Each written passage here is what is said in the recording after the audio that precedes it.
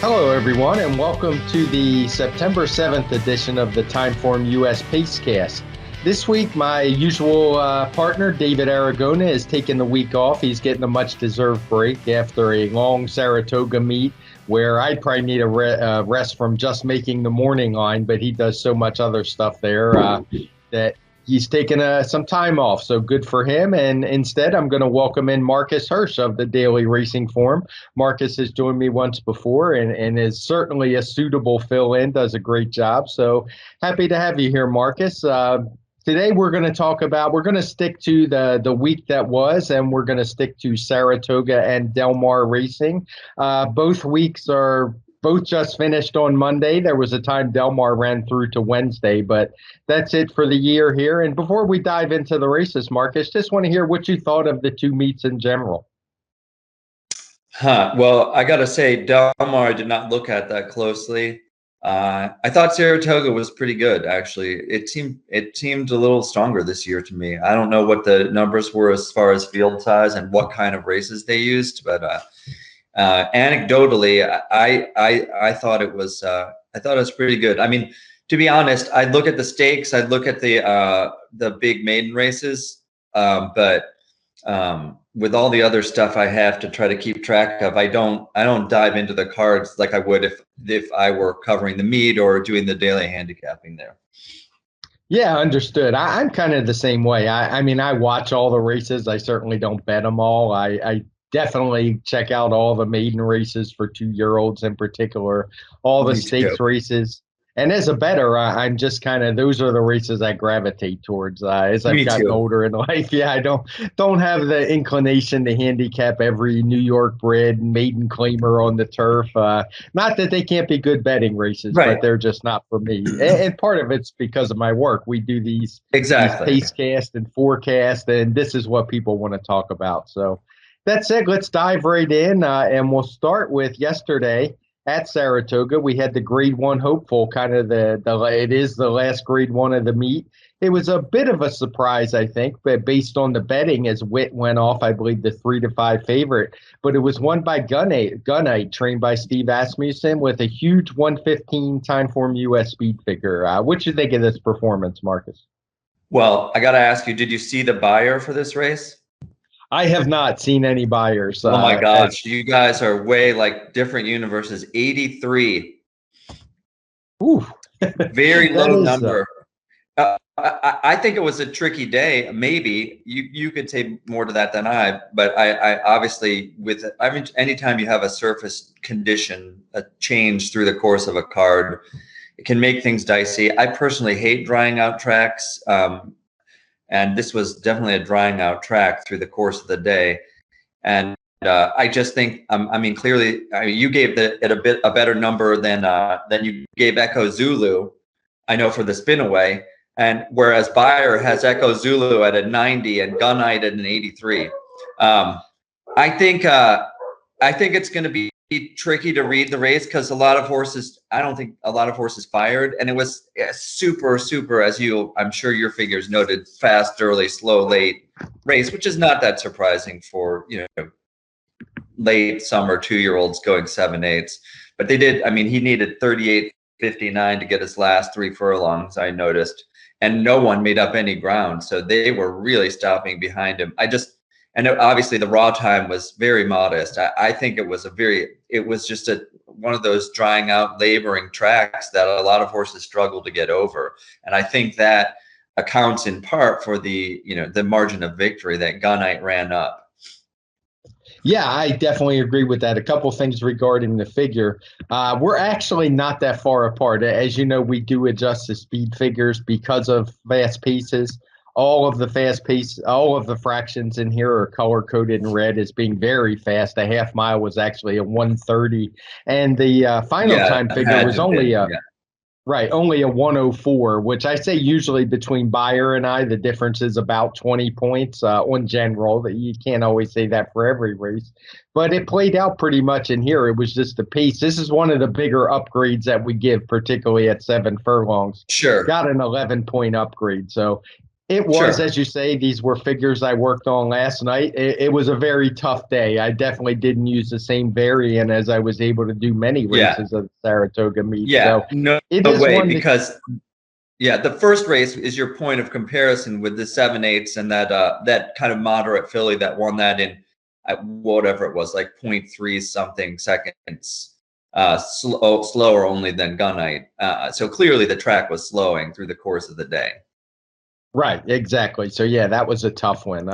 So it's definitely a race to keep an eye on, but there's no doubt Gunite was the dominant horse in here. I am interested to hear your take on Wit. I've seen a lot of people making excuses. He obviously Uh, had problems at the start, but I don't think Wit's that good personally. I'm curious well, what you think about him. I mean, the tells are all there for him to be moderate. Starting off that early at Belmont, those horses, especially for Pletcher, I mean, he runs them when they're ready, but it's the rare horse that is that kind of early developer who turns out to be like a superstar. Or even a star, or even like a real grade one horse by the end of the year. Especially to me, a horse like him who came from off the pace early, that's just to me always a sign of mental maturity. Like the horse had figured things out in a way that his contemporaries had no clue about. Um, in a way, I like to see horses that know how to pass other horses early and able to settle and finish, because it's hard. Like, at least they have some concept of what they're doing rather than just running. And when they're just running, you don't know how they're going to respond when they have to get in a situation where it requires more than raw ability. That being said, I mean, I think Favorite Trick is the great example of this. A horse who was pretty fast, but who was just so mature as a racehorse, as a 2-year-old. That can give a horse a huge edge. And here's another horse, Jackie's Warrior. He was the perfect combination of super fast and obviously intelligent about what he was trying to accomplish. That's what I would like to see. So to me, Wit is going to fall into I'm going to be super skeptical until he shows me otherwise the rest of the year.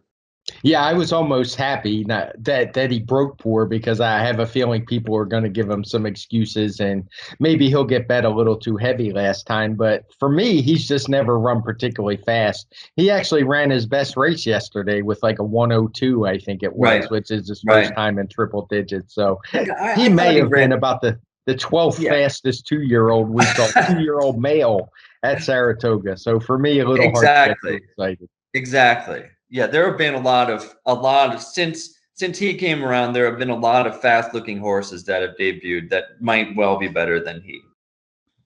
All right, let's move on to the Grade 1 Jockey Club Gold Cup, which was run for the first time at Saratoga, possibly the last time given this field, but maybe they'll give it another chance.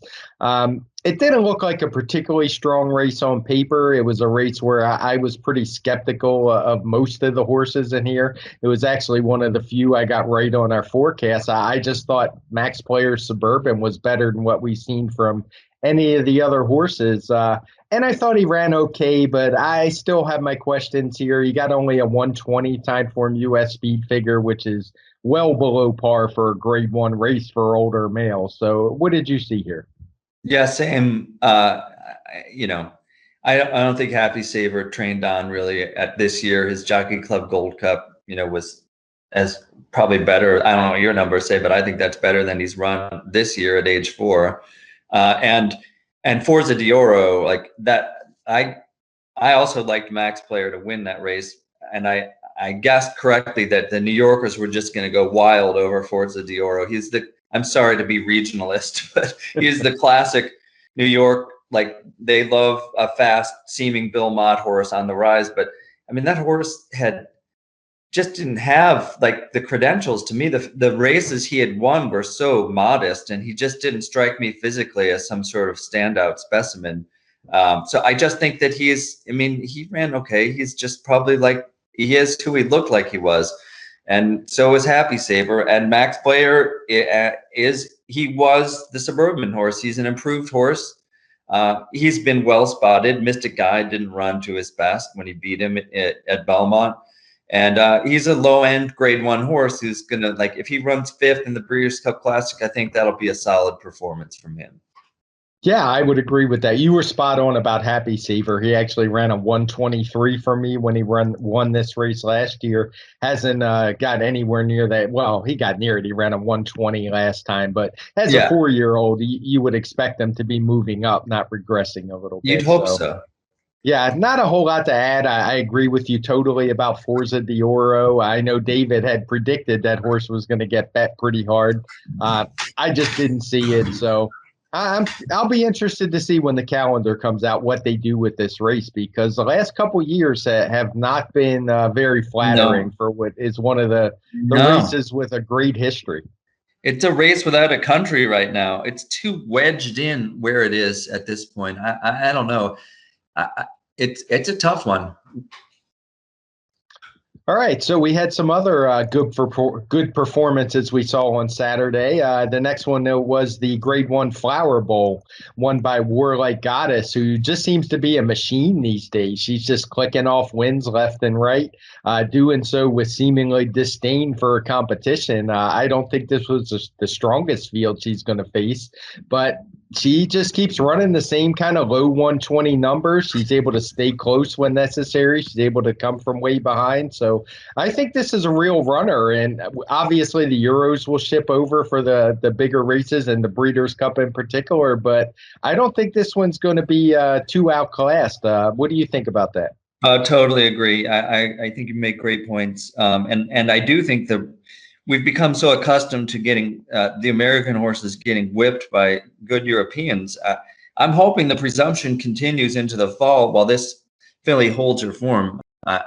I first really became aware of her when I was looking at the Bewitch, I believe, in April at Keeneland, and watched her earlier races, and I loved her then, and she's only gotten better. She just, I mean, she does it, and you're right. This field was, I mean, it's not bad by American standards, but these are not especially fast horses she's beating. But she just is so much better than they are, and I second what you say about the ease with which she seems to accomplish things. She's doing this well within herself. You never know how much more they have to give, but I think that, I mean, she's versatile in terms of distance. She has some tactical ability, and she doesn't have to follow the back door. She can make multiple moves. She has a really nice turn of foot. She has a stand run. She seems like super smart and tied on to what's going on out there. I love the horse. Yeah, my one concern about her would be the distance. She seems to like these longer distances, mile and a half, mile and 3/8. And I don't remember what the Breeders' Cup is at Del Mar. For some reason, I was thinking a mile and a quarter, but now that I think about it, it's a mile and 3/8, isn't it? I had the same question, and I didn't look it up. And it's a little shorter. I think it's going to be within her scope. I know she seemed like a mile and a half horse to me earlier, but I'm just seeing things that suggest I wouldn't even be afraid of her at a mile and an eighth in the right spot. Yeah, I can see that. I just looked it up real quick. It does say it's going to be a mile and 3/8, so Well, it's going to hit her right between the eyes. Yeah. Yeah, it shouldn't be an issue for her. Maybe, the California tracks can play a little bit differently, but I like that she won at Gulfstream coming from well back. Yeah, I would say that's more similar to Del Mar than Saratoga or Belmont, but she just seems to be handling everything. Absolutely. And different courses too. She's just very versatile and so lightly raced. There's no reason she can't, if she's just continues to thrive physically day to day, there's no reason she can't get better, I think, in her next couple starts.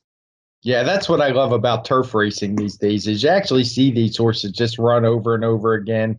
They seem to hold their form. We do get, it comes down to trips a lot of times, but horses don't need, 12 weeks between starts and they don't need layoffs and they stick around for a few years. So, yeah, I've become a big turf racing fan over the last 5 or 6 years as compared to what we see on the dirt.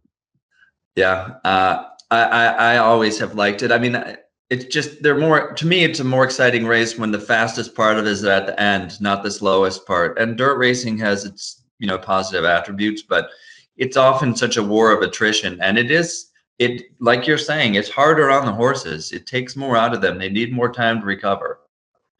Yeah, it's I haven't. I'm sure you have done it. A lot of fans probably don't realize it until you've done it. If you walk across a dirt track, It's not what you're expecting. It is a lot deeper and more tiring and not easy to walk over as compared to turf, which is pretty much exactly what you'd expect walking across a turf course. So it Yeah, definitely makes absolutely. some sense. The final grade one we're going to talk about at Saratoga was, you alluded to it earlier, the grade one Spinaway won by Echo Zulu. And she's one who lived up to the hype. On our TimeformUS speed figure, she had run a fast figure for a filly, a 104 early in the Saratoga meet, very early, actually, in the middle of Right. July. But was very impressive visually. So I was a little hesitant to believe all the hype just because she hadn't run super fast, but taking into consideration the calendar and the way she did it, I guess I shouldn't have been surprised by the performance that we saw on Sunday as she rolled home and got a 113 TimeformUS speed figure. And the sky seems to be the limit with this. I should mention she's by Gun Runner, just like Gunite was. So as a freshman sire, one of my favorite horses, I should have brought this up earlier. He was able to sweep the 2-year-old stakes races, so the big grade one. So great start for him. Kind of backed up what he did as a 4-year-old and early into that 5-year-old career. And just two really promising horses. What did you see in Echo Zulu? Well, I mean, Gunrunner is the best freshman sire since blank. I mean, it's just unbelievable. And the horses do a lot of different things. The thing that stuck with me was that he started this filly off at 5.5, which sometimes I wonder about, but it was probably just that she was ready and it happened to come up earlier in the meet. But she definitely had no trouble getting the 7. I mean, pedigree wise, the siblings of note are Echo Town, trained by Asmussen, who grade 1 winner, won the Jerkins. That's a 7/8 horse essentially.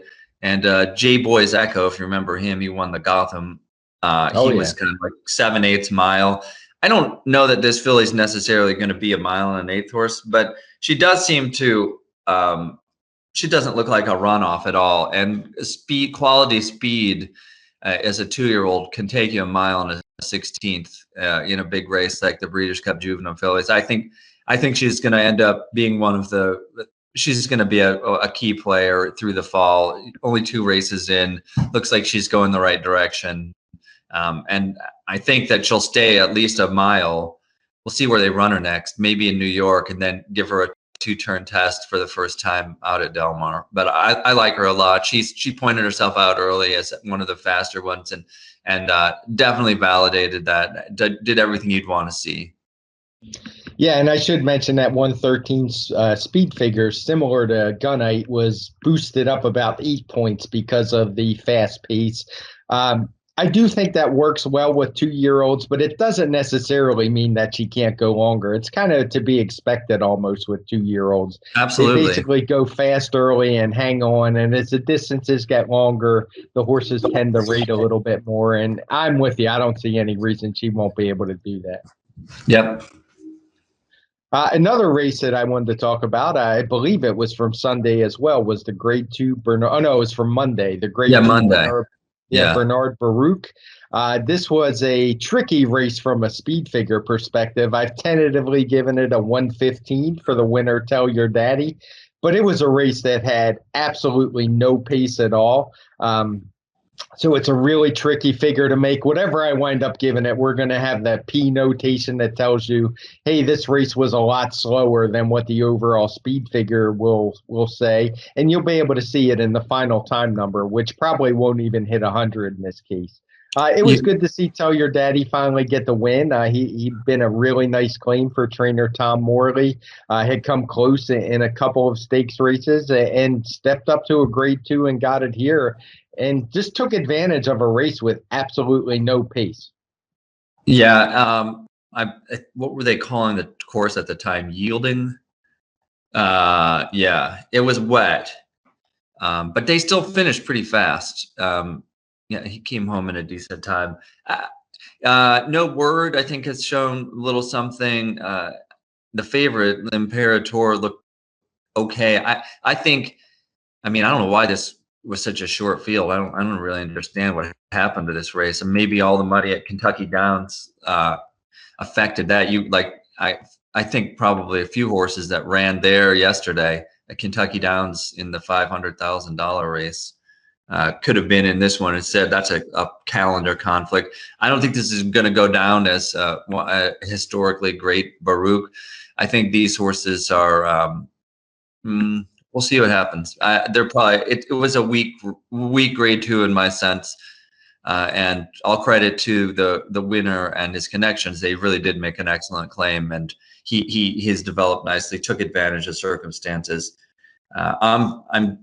When these horses get intermixed with different parts of the graded stakes middle distance turf population, I'm probably going to be somewhat skeptical. Yeah, I would agree with that. I would still, it just kind of depends where they show up. My takeaway from this is I would basically put a line through this and would probably look back to other races to see where they fit. And as you say, none of these were particularly grade 2 horses coming in. So not a race I'm overly excited about. Yeah, no, I mean, the one thing, I mean, the favorite could be probably is better than that race. It's so weird because he ran really well with cut in the ground overseas, but then he ran in the Saranac last year on soft ground. It was terrible, and definitely, I don't know, he was disadvantaged by the pace. Maybe that's just who he is. Maybe he did run his race comparable to his 3 other than Allowance win last time. But he's just 4. He'd be the one out of there that I might be looking to see improvement from through the fall, though I don't think he's any sort of grade 1 horse from what I can see. All right, we'll move on to a grade 2 that they ran early on the Saturday card, the grade 2 Prioress. I remember when it wasn't that long ago, this was actually a grade 1 race. That's right. Personally, I'm not sure this was a grade 3 race that we saw on Saturday when I look at the speed figure, and that was even true before the race coming in. There just wasn't a lot of high quality filly talent in this race. It was won by Charlie Baker's Chilla at 10-1. She got a 107 TimeformUS speed figure, which is basically what she's been running all along. The one horse who had run some pretty good figures was Super Sensational, but she just wasn't able to get the job done. She had a bit of a rough wide trip, I would say, probably cost her several lengths, which is hard to do in a grade 1 race, but it happened here. But even had she gotten up the win, I don't think I'd be overly excited about this race in general. Yeah, I think that she already probably peaked. She had some really good form through the summer, and had she run back to her best, even with accounting for trip, I feel like she should have won this race. I mean, the 2 on the inside were mildly interesting just because of their like kind of weirdness factor. Oksana had the big number at Parks. I didn't like her in this spot at all, but she was disadvantaged by stumbling. But still, you know, these horses that run like that, when they're loose against weak competition and they're drawn on the rail and stepping way up, it's really tough to take something like 5-2, which she was. I was more interested in the other horse, Edie, Meanie, Miny, Mo, but they've taken all the run out of her. She showed a lot of talent, but did so many things wrong in all of her races. I didn't understand why they sent her on the road again into a tougher spot. I mean, she looks like she's got a ton of talent to me, but she's just not, like, everything is not working for her mentally and psychologically, and they've taken the run out of her right now. Yeah, I would agree. Don't have a whole lot to add about that race. Yeah, definitely below par for me. The last race from Saturday, the stakes race that we saw was the grade 3 Saranac for 3-year-olds on the turf, going a mile and a 16th. If this was another one, it was okay, a little underwhelming for me, but I mean, decent, I guess, for 3-year-olds this time of year. Safe to say none of these horses are we going to be seeing taking on older horses in graded stakes races, because they're just nowhere near that level. Public Sector was able to get up the win. He's been slowly improving for Chad Brown, running better and better. I don't really have any knocks on him. I just think he is what he is, probably a grade 3 type. The one takeaway I had out of this race was Never Surprised, who Luis Saez did very little wrong during the meet. He obviously won the rider's title and kind of a runaway in the end. Irad made a late run the last couple of days, but he pulled away. But this is a horse I just think you have to let run, and he basically was choking the life out of the horse all the way around the first turn. And So I think his performance is probably better than look. I just wish sometimes they let these speed horses run. It might be, and I totally agree with you. I think his best chance was to do it that way, but he still might have gotten run down. I just don't. I don't know what your numbers were, but the buyers that this horse got last year at those races, I am that's Mischievous Alex and Country Grammar Royal Ship territory for me. I'm not buying them. I don't think that horse is. I mean, I don't want to knock him too hard. Maybe he'll improve, but just when I watched his races from last year and watched a couple works, I think he just I think he's very limited. And even, well, I don't know. We'll see. I think it was a weak race. Public sector could be improving, but it's so incrementally. They're going to try to win the Hollywood Derby with this horse late in the year, and they might get it done if he keeps coming around. I'm not convinced he's even a 9-furlong horse. I think he's better than I thought he was going to be because he clunked so badly in the Breeders' Cup, and I didn't like his better race at 2. But I just don't see a ceiling as being much, really. Yeah, we don't really have much disagreement here. Never surprised. His figures early for me were both 113s in his first 2 races. So I'm not sure what the buyers was, but it equates to about low 90s on the buyer scale. His last race before the layoff in January, he tailed off quite a bit. I think that had to do with an awful ride that day. But he came back and ran a 113 again. So don't get me wrong, I'm not overly optimistic about him. A horse who doesn't want to rate at all, it's usually not a good thing on the turf. I mean, every now and then we'll see an exception, a horse who can just run off and run fast and get the job done. But he's probably not for me. And it makes sense the Hollywood Derby for public sector sticking with 3-year-olds would give him a shot. Yeah, in this country, we can stick with 3-year-olds till the very bitter end of the year. Yeah, it's definitely different. Something I wish would go away, but on the other hand, especially on turf, I'm not really sure, at least here in the States, our 3-year-olds never really seem to be ready. Kitten's Joy is the one I remember that was able to compete. You have to go back a long way to remember him. I think he might have run faster than the Million on the same card that day. Yeah. When he won the Secretariat, yeah. Right. He did for sure. Arguably, the most talked about race on the weekend at Saratoga was not a stakes race at all. And the force was with Baby Yoda as he ran off the screen in what looked like on paper a pretty tough allowance race. Oh, my gosh, yes. Yeah, he made a mockery of that field, just drew away. For me, he got a 126 TimeformUS speed figure. This was a buyer that I did see. I believe he got a 114, which was the highest of the meet. Obviously, a very good performance. Part of that, he was knocked down for me a couple points because the pace was a little on the slow side. And when I say that, it's on the slow side for that final time. Obviously, the raw time is not slow at all. And also, I do a little bit of an adjustment for 6-furlong races because the run-up is so much different at Saratoga. I can't say if Beyer does that or not, but it's a much longer run-up because of where the gate's placed, and they don't want to start in the middle of the chute and have horses veering in and having to come back out to not hit the rail. But regardless of the number, it was a very good performance and certainly a big jump up over what we've seen from him before. Oh, huge. I mean, and the field did look good on paper, and at the finish, I mean, they were spread out all over the track, huge margins between horses, which is, I guess, what you want to see to validate a fast race. I think it was legitimately a fast race, but what that means for this horse's future, I mean, I don't. We're going to talk about another horse with a huge number who strikes me as a completely different type of specimen. This horse, I don't think Mott's going to rush him into anything. He's going to be a great stakes horse if he continues on this trajectory. But I'm not sure, for me, that the huge numbers are going to be fully representative of what I would expect in terms of performance. Time will tell. Yeah, he's a kind. I mean, I wouldn't, if he was in a race with Jackie's Warrior, I wouldn't give him a prayer to be honest, even though the numbers might look similar. Maybe I'm a skeptic, and maybe he'll keep going and improving, but this jump was so big, I'm going to remain skeptical until I see it against, top stakes horses. And you mentioned some other horses we'll talk about later, but this 3-year-old crop of sprinters is awesome. And it's at a time where we really needed it, looking at the older crop, because it's just the difference in speed figures is eye-popping.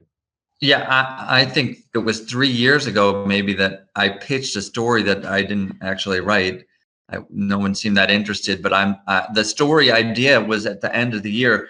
What has happened to the American dirt sprinter? I mean, that's what these horses are supposed to be good at. And this was years ago.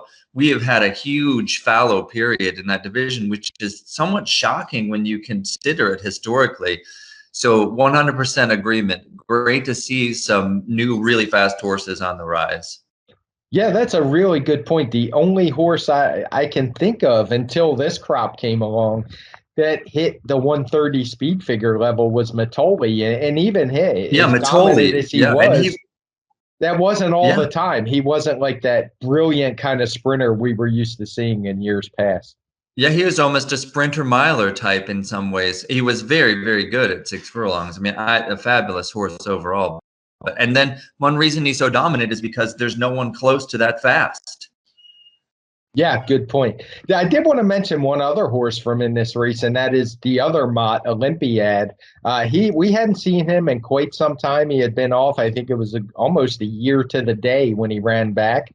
And I thought his effort was pretty good in his return race and showed some promise. He got a 1:18 Timeform US speed figure, which was obviously much better than we saw from him when he last ran as a 2-year-old. And I mean, as silly as it sounds, that would be competitive with the older males in stakes races. And if he's got some room to improve, he's not too far off being a stakes performer himself. Yeah, that's a great point. The only thing left at Saratoga is a couple of maiden races, and I generally try to stick to the 2-year-olds. The big one that I saw on Saturday was Classic Causeway. He got a 1:11 Timeform US speed figure in his debut. What'd you think of his performance? A lot. I think he was very impressive. Not like A++, but definitely in the A range for me visually, and couple it with the clock. I thought he was right up there with any of the 2-year-old maiden winners the whole meet. If not, he was one of my favorites for sure. Yeah, I mean, he's a horse who kind of took the public by surprise. He went off at 13-1, so paid a big price, but won easily for Brian Lynch. And I'll be curious to say he's definitely one of those 10 faster I mentioned, or 12 that were certainly faster than Witt. And I'm not the breeding guy that David is, so I'll leave that for when he comes back. I don't know how much you follow that, but yeah, I look forward to this one running back. Yeah, he's going to get it. He's going to get a distance of ground, this horse. He ought to. And they started him out at 7/8, which is usually a sign that that's how the connections are viewing the horse. And to have that much speed and do it so easily, very, very promising. I am very interested to see where this horse goes. All right, and the final race we're going to talk about from Saratoga before we shift over to Del Mar was actually run on a Thursday from kind of an unlikely source. We don't see a lot of 2-year-olds popping for with big numbers for Danny Gargan, but he did just that with Dakota Gold, who ran a 1:08 Timeform US speed figure while kind of burying the competition. Yeah, he did. That was an off the turfer, I believe. And he's a Freud. I think he's a New York bred, if I'm not mistaken. But it was a very solid performance. He ran right over the favorite. A professional debut, going 5.5. I wouldn't put him personally in the same tier at all as Classic Causeway, but he could turn out to be a very useful horse with that kind of start. Yeah, and it's a good point. It wasn't off the turf race, so I think you always have to have a little bit of skepticism with those. A horse who was 3 to 5 had only ran on the turf prior. So it'll be That's right. interesting to see where he's placed. Does he run back on dirt, or do they really think he's a turf horse and see where he shows up next time? Yeah. So we'll now shift over to Del Mar, and they closed out their week or their meet as I had mentioned earlier, and we'll start with the counterpart of the hopeful, the West Park counterpart and the West Coast counterpart, and that's a Grade 1 Del Mar Futurity. It was taken by Pinehurst, Bob Baffert trainee. No real surprise there. He's got to be approaching 10 Del Mar Futurities if he hasn't hit it already. This was a visually impressive race. I don't have an official speed figure for it yet, but I don't think it's going to be all that flattering. My rough estimate, just glancing at the worksheet that I send to my assistant who does the West Coast stuff, would be only about 100, so quite a bit different from what we saw at Saratoga. The buyer is up. It is a paltry 78. Oh, that's pretty much in line. So, like I said, I gave it a quick perusal. I don't believe the pace was super fast or anything like that. So, it was not a good race in my opinion. I just watched it this morning, and I couldn't believe the price on the favorite Murray, because he had worked with Pinehurst a couple of weeks ago, and Pinehurst kicked his butt in the work. It wasn't even close, and he's 3-5.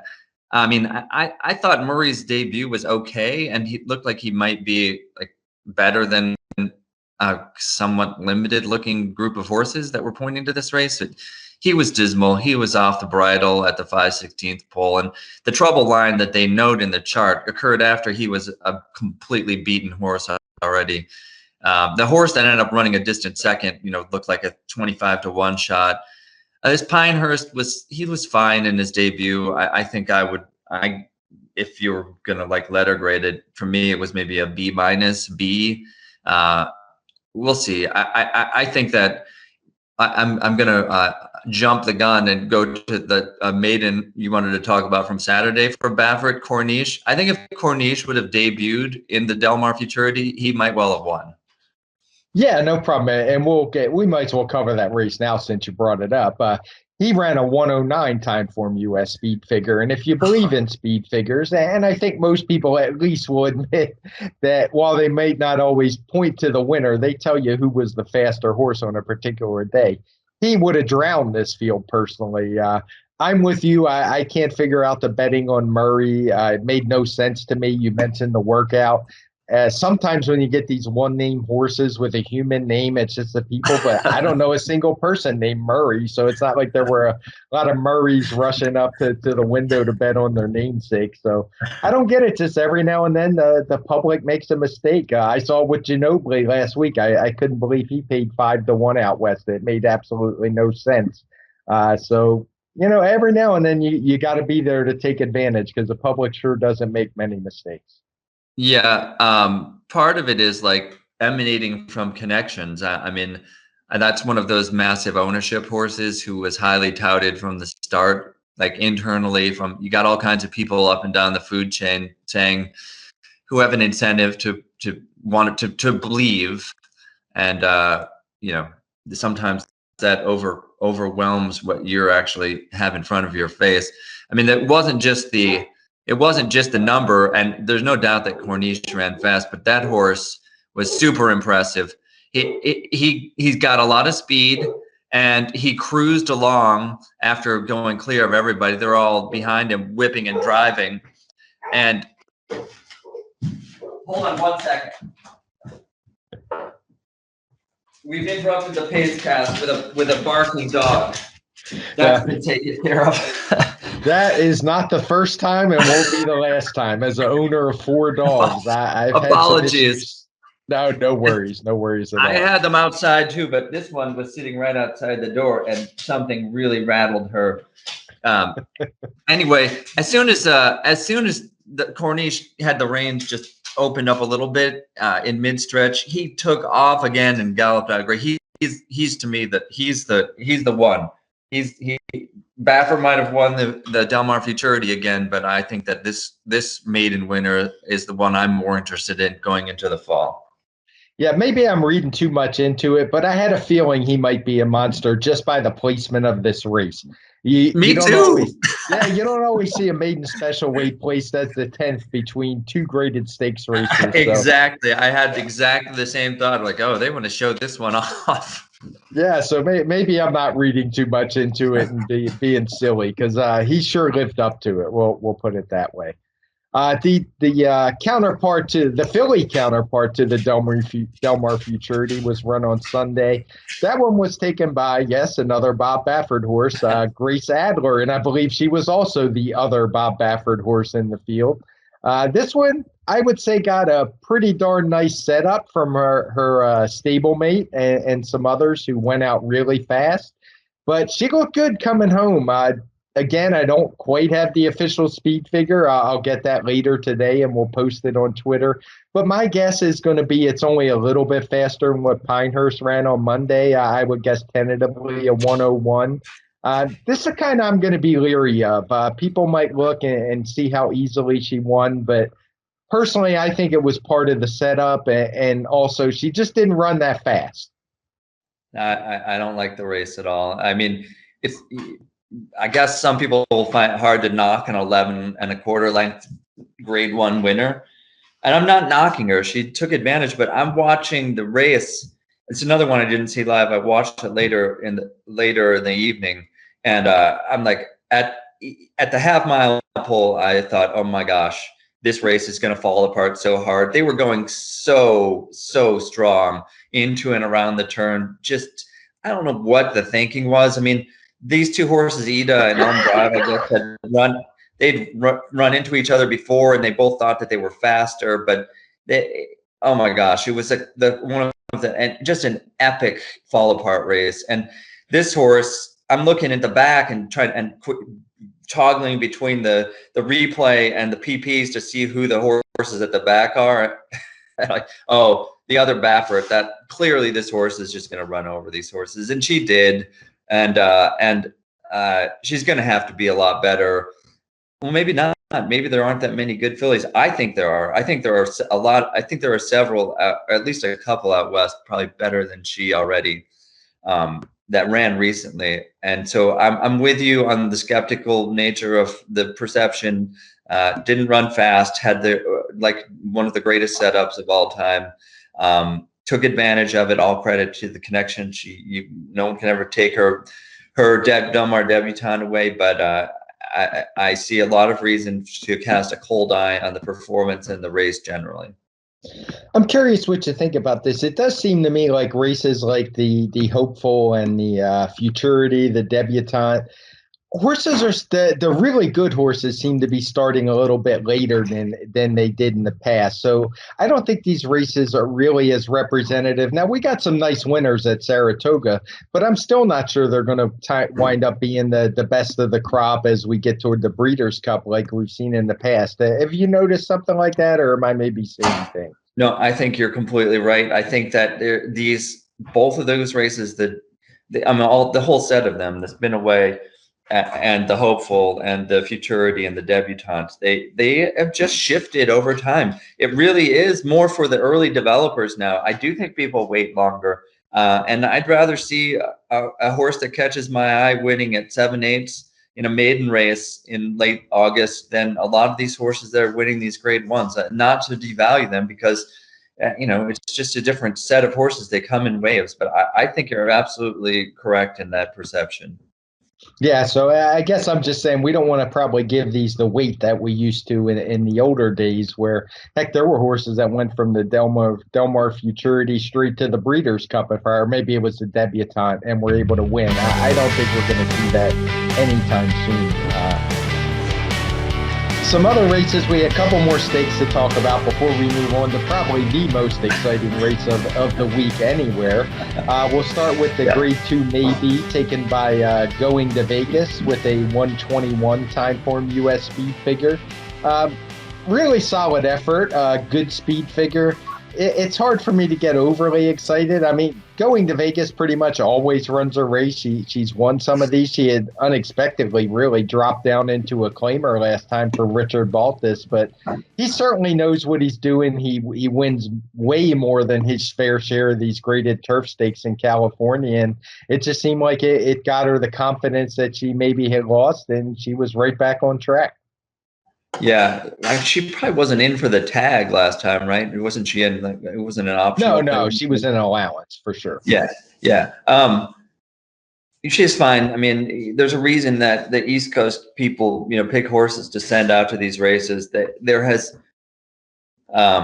just haven't been that many. Remember how many excellent female turf route horses there were in Southern California, the McAnallys and the Frankels. They just came, like there was masses of them and they were awesome. Oh yeah, Flawlessly, Hollywood Wildcat. It is the Drysdales. Yeah. It has been a long time since I think there's been a truly legitimate side of horse. These horses I look at these races and they just take turns beating each other. It's often about the trip and who's just doing well for a month at a time. When you take them out of their circuit and mix them in with the more general population, they typically tend to struggle at just as like when Chad Brown sends the horses out there, they typically tend to succeed. So there's nothing wrong with that. I mean, it's the circuit is what it is. It's I would like it if we saw a few horses come along that just kind of exceeded that and brought a little bit more spark to it rather than just having it be a handicapping contest.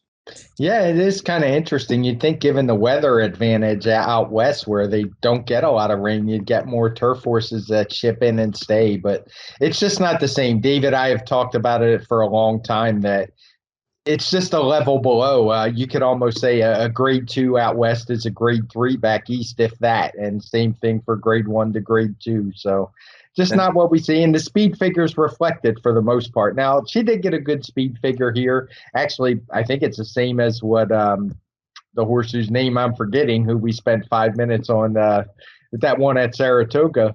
But I just don't see the same quality. Yeah, Warlike Goddess, same 121. Yes. Yeah, that is interesting. I don't either. I don't see this. I don't put them in the same, close to the same tier. Maybe that's wrong. Maybe that's perception bias, but that's just how I look at it. Yeah, and it wasn't much of a field. I mean, Dog Tag was the second choice in here. She's not going to make anybody's champions list. Solid horse. I'd love to own her. Don't get me wrong. I'm not knocking Dog Tag. But yeah, I don't think she's going to be anybody's Breeders' Cup future bet. The last graded stakes we had to talk about at Del Mar was run a couple races later on that same Saturday card. It was the grade 2 Del Mar Derby. It looked like a wide open race on paper, and it kind of played that way out on the track as none above the law was able to get the job done in kind of a blanket finish. Good ride by Joe Bravo, who saved plenty of ground, was able to work out a trip. Horse had actually won a Calbred Stakes on the dirt last time, to tell you how wide open this race looks. So only a 109 speed figure, nothing I'm going to get too excited about. Do you have any takeaways from this one? No, a bunch of, I mean, there were a lot of weird rides, I thought, in this race. This horse got the dream trip of like probably the year, the way he got through on the rail the whole way unscathed, just skimmed right along. It was unbelievable. And I think that made all the difference. I mean, if you put 5 other horses in the race, give them the trip he had, they probably would have won.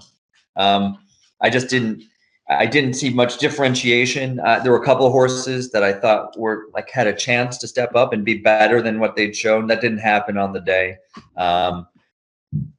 We'll see what we get. There are a couple more races in this division, I guess, through the rest of the year out west. And I don't know. I mean, there aren't a lot of beasts in the East or Midwest to ship out there either. This might be about what we have. Yeah, it's interesting. You brought up public sector. You can see after a race like this why they'd want to ship out there, because he would certainly look good on paper in this field. I actually, on the forecast, went with Cathkin Peak, and I was thrilled. He was 40-something to 1, got 4th, and had switched trips with the winner. And Yeah. he saved ground all the way. It was a good ride. I have no complaints. He just didn't get as lucky. Could have got there. And as you said, I think you could say the same thing for a number of horses in here. Generally, for me, that points to a pretty weak race. And I think we do agree on that point. Yep. All right, now we can get to the last two races we're going to talk about, since we already talked about Cornish, and we'll start with the big one from Sunday, a horse I've tweeted about many times, wondering where he was, and of course the reason I did that is because he was so exciting last time out, and that is Flightline. He finally made his return to the races on Sunday, and I think it's safe to say he exceeded all expectations, and those expectations were obviously super high to begin with. So tough thing to do. He had run a 121 first time out. I'll have the official figure later today, but my guess is it's going to be in the mid 130s. My specific guess is 134.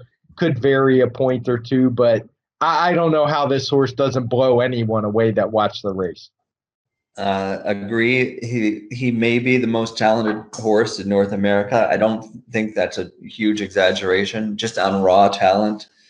But you mentioned his absence. I mean, he took a while to even debut, and then he worked a couple of times here and there.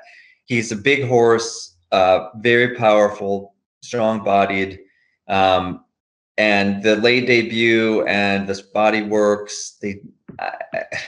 I'm just worried that he's too fast for his own good. I hope that he can, get whatever soundest things or whatever. I don't even know if he's unsound. Maybe it's just this, that, and the other thing. Maybe he had a cold, his nose dripped or something, or he bruised a foot. I don't know what's gone on with his whole history, but it's not unfair to say that when you see horses like this who are absolute freaks, that they come with their own set of problems just because of the raw power and force that's generated by running that fast taxes the anatomy of the animal in a way that most other animals don't experience.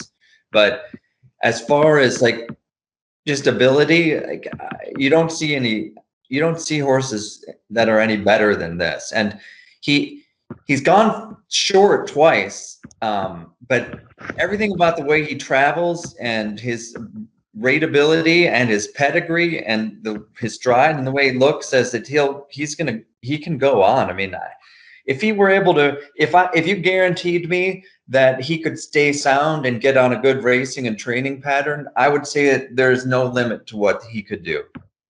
Yeah, I was going to ask you about that, how far you think he could go. I had the same impression. I don't think this horse has any distance limitations.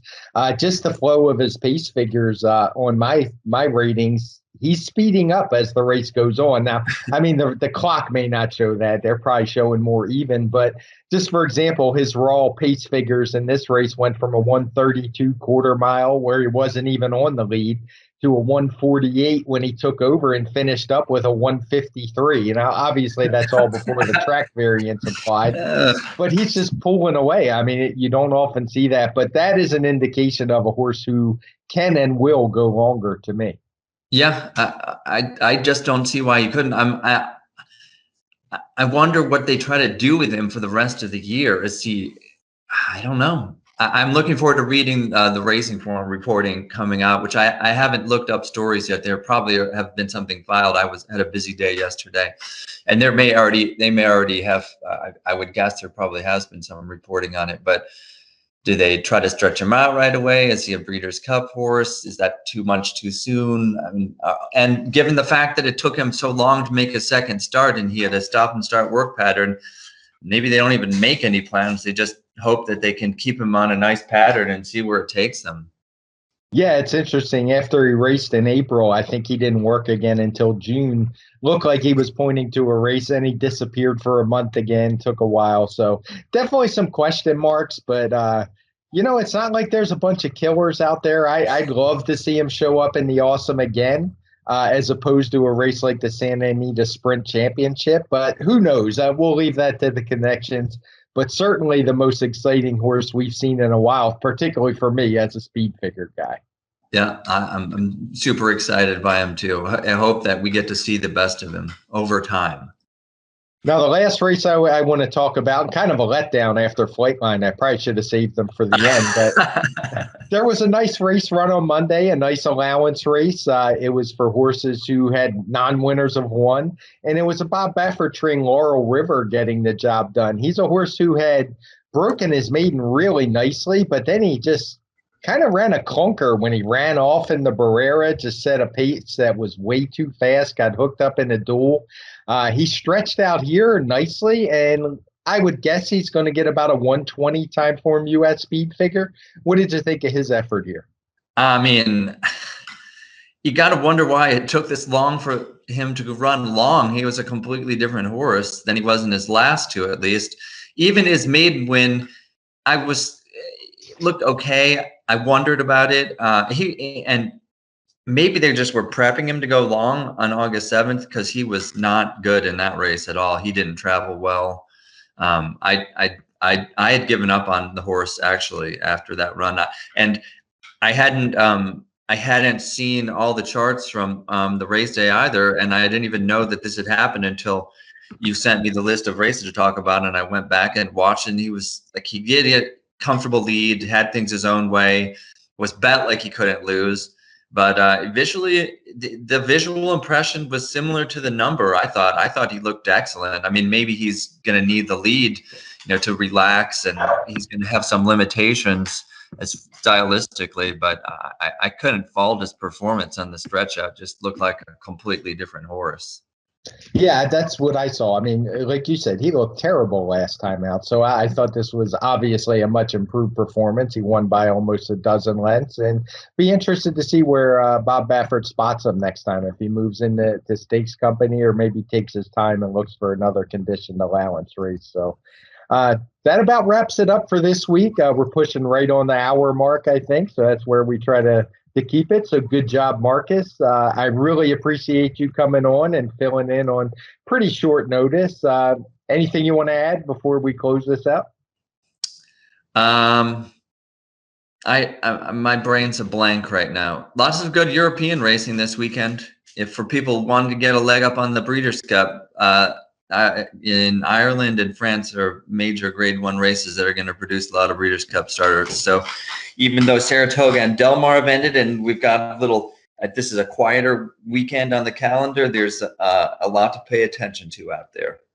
Well, excellent information. I'm glad I gave you those thoughts because I don't keep up with it. I usually follow what you say on Twitter. So now I get a bit of a head start. I'll log into Timeform and get a leg up on those because I'm always a big fan of the racing over there. Yeah, definitely will be worth doing. There should be fabulous racing on Saturday and Sunday. All right, well, that's going to do it for this week. With this week's edition of the TimeformUS Pacecast, I'll be back on Friday with another edition of the TimeformUS Forecast.